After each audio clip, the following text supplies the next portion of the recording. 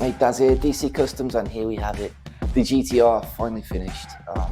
This is looking awesome. Absolutely love this car. It's one of those ones that it's a shame to give back.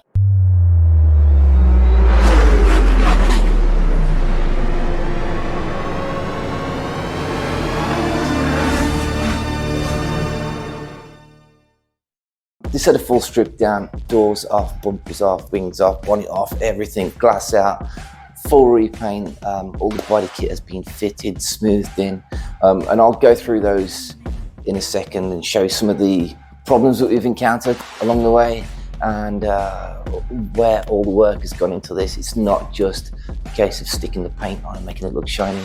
It's a case of getting all the dinks, dents out, blisters, getting all the gaps correct.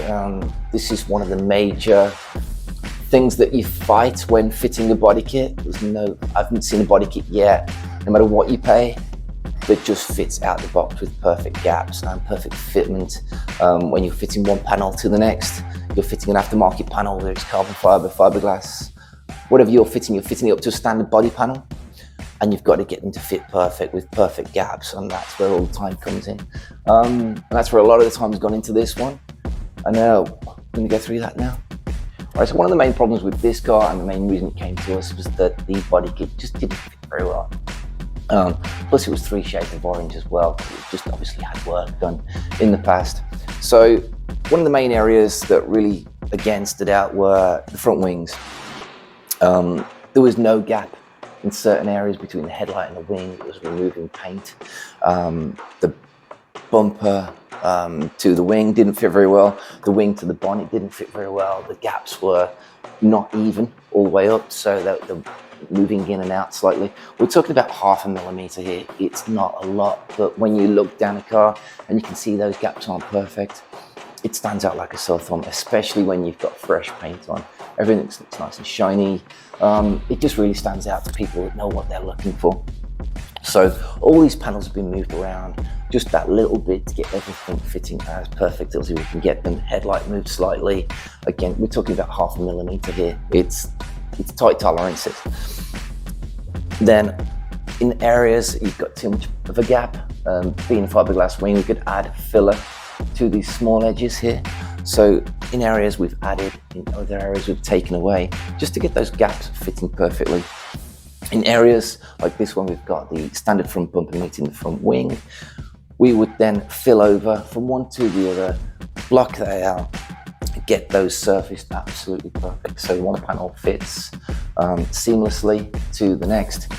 Get that gap absolutely perfect, prime it, refit, block that primer out as well, so that everything fits absolutely millimeter perfect. So that once everything's painted, everything then just fits like a glove and it looks like it just came from the factory. Okay, so moving on to the back of the car now. This was one of the worst areas of the car that took the most amount of work, mainly because there was micro blisters in the back bumper. Not really sure why. Sometimes you can't tell. Sometimes it's obviously in the last coat of paint. There might be moisture in the paint, things like that. We believe this was coming right the way through from the fiberglass panel itself. Now, the way that we work fiberglass panels when we're starting with a fresh fiberglass panel is we'll give it a 60-degree bake first off, bake it, let it do its movement, get any gases out of the fiberglass. We work on top of that, and then generally you're never going to have a problem with it. Epoxy prime it, etch coat, prime it, no matter which way you want to work it, everyone's got their own ways, but we work on top of that. So basically everything had to be sanded off this bumper by hand. There's a lot of detail on these back bumpers, but so that was time consuming in itself. Sanded everything back, baked it, started from scratch, pre-fitted it, get it fitting perfect as we can, and started getting the gaps perfect. Now with this back bumper, the same with the front one, panel to panel didn't fit very well. It didn't fit the profile of the rear quarter very well.